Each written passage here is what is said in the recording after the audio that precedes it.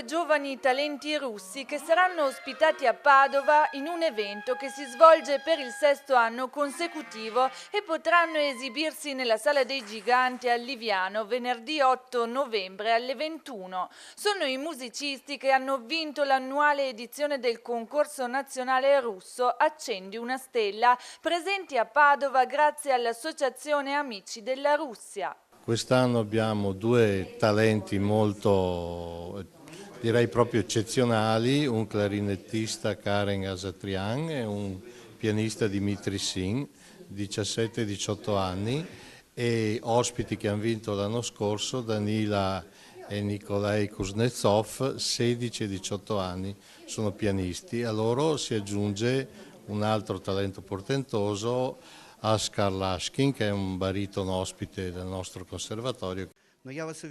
Questo tour, questo progetto, questa iniziativa e questi concerti che organizziamo insieme noi come Associazione Amici della Russia, insieme con Rotary Club Renaissance di Mosca, fanno tanto di più per veramente fare questo connubio tra la cultura della musica classica in Russia con il pubblico italiano.